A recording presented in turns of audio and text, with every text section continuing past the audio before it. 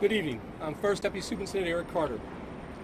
We're here this evening to ensure a safe celebration of Mexican Independence Day and Hispanic Heritage Month. Let's be clear, the Mexican American community is a vital and vibrant part of the fabric of Chicago. It's important to celebrate the role they have played in our city's diverse history, helping Chicago to become the great city it is today. But that celebration must be peaceful and responsible. Any celebration that blocks traffic, involves disruptive or criminal behavior, will not be tolerated. That is not the way to celebrate. Those who break the law will face consequences. We encourage celebration, a peaceful and responsible celebration. With that, I'll turn it over to Rich Guidis from OEMC for further comment. Thank you, First Deputy. Rich Guidis, OEMC Executive Director. City of Chicago is continuing to take the appropriate measures to ensure the safety of all residents around Mexican Independence Day celebratory activities. Due to increased traffic activity within the Central Business District and to maintain traffic flow, residents should expect rolling closures of DuSable Lakeshore Drive, Roosevelt Road, Michigan Avenue, Ida B. Wells Drive, and Columbus Drive tonight and through the weekend possibly. Additionally, the Illinois State Police will be available to assist the Chicago Police Department with traffic enforcement in and around the Central Business District expressway ramps. For residents who live or work in the affected area and all that are considered critical care workers will be allowed to access by showing the driver's license or work identification to Chicago Police Department officers on post. The Office of Emergency Management and Communications and the Chicago Police Department have been monitoring events throughout the city for 24-hour day basis all week long and have measures in place if any activity begins to escalate. We remain committed to ensuring the safety and security of all those participating in the celebratory activities and all of the events happening citywide this weekend. I want to make sure everyone celebrates safely and responsibly. Now I'll hand it off to Deputy Chief Navales. Deputy.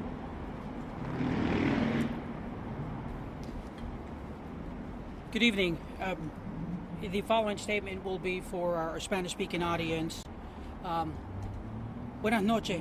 Estamos aquí para asegurar una celebración segura del Día de la Independencia de México y celebrando el mes de la herencia hispana. La ciudad, la comunidad mexicana es una parte vital y vibrante del Tallejo de Chicago. Es importante celebrar el papel que han desempeñado en la diversa historia de nuestra ciudad, ayudando a Chicago que se convierta en la gran ciudad que es hoy. Pero esa celebración se debe realizar en una manera pacífica y responsable. No será tolerado ninguna celebración que bloquee el tráfico, implique un comportamiento perturbador y delictivo. Eso no es una forma de celebrar. Aquellos que violen la ley enfrentarán consecuencias. Nosotros invitamos la celebración, pero invitamos la celebración pacíficamente y responsablemente. Algunas personas que trabajen en la área de downtown y que sean trabajadores esencial pueden pasar los bloqueos enseñándoles las identificaciones de donde viven o donde están trabajando. Muchas gracias. With that, we'll take a couple of questions. Deputy Carter, OEMC and police, you guys are working together, saying that you guys are taking appropriate measures to make sure everything's peaceful and safe during the celebration. How would you describe last night? What was the plan that you guys had in place last night? And I mean, what was your reaction to last night? How would you describe it? I mean, we've seen people driving on the sidewalk, cars, motorcycles, people in the middle of the street. How would you describe how everything went last night? Was it a success for your plans? The plan was solid. There are some tweaks that need to be made in that plan, but overall, we ensured everyone's safety as much as possible. The numbers of personnel, people that came down, totaled in the thousands for the vehicles that came down, as you pretty much well saw. That plan has been revised again this afternoon to where we should meet the need.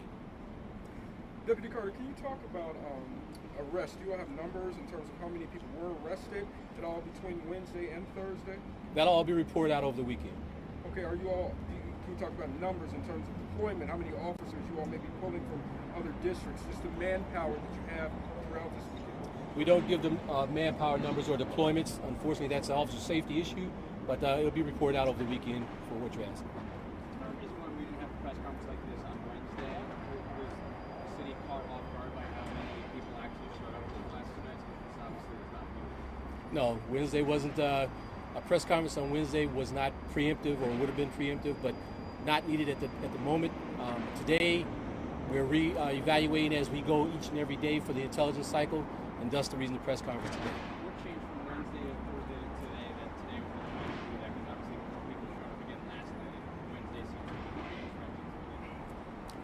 The numbers, as well as certain parts of the intelligence, I can't tell you, but that's the necessity and need for what we're showing today. One more question, please. Yes. Well, the thing is that this comes as no surprise. Last year, on the same day, the same happened. It was a chaotic situation both days, the 15th and the 16th. Here was no, it was until 3 in the morning last year. So my question to you is, why didn't you prepare better to not allow for this to happen again? Because the celebrations, the parade, the Fiestas Patrias events were all canceled because of the pandemic, like it was last year. Yes, ma'am. We're not discouraging, as you heard, we're not discouraging the celebration. We're encouraging a peaceful celebration.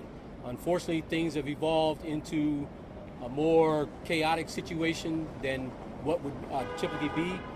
The numbers have increased, and thus the reason. Last year, car caravans are a relatively new thing to happen here in the city. They were on a minuscule and small scale over the last 2 years. This third year here has really picked up over the last 2 years, but they have not been in the numbers that you're talking about this year, or as last year we're not seeing downtown in years past. Normally they stayed regionally within the areas out in the outlying communities. Now it's a central draw to come downtown. Thus the reason for the change in deployments. What do you have to say to people who say that the department or OEMC was not prepared? That is incorrect. We plan for this every year, and we watch the intelligence cycle. We are also dealing with crime within the community. The encouragement, just as you heard us here, celebrate your heritage, do it peacefully, responsibly. That's the message we keep trying to push, and we're trying to be, I won't say lenient, but we're trying to be mindful of the celebration and allow as much leeway as possible. But when you become disruptive or criminal, thus we'll have to take action. And that's Deputy Chief Novales will stick around for any questions you have for Spanish. Thank you. Thank you.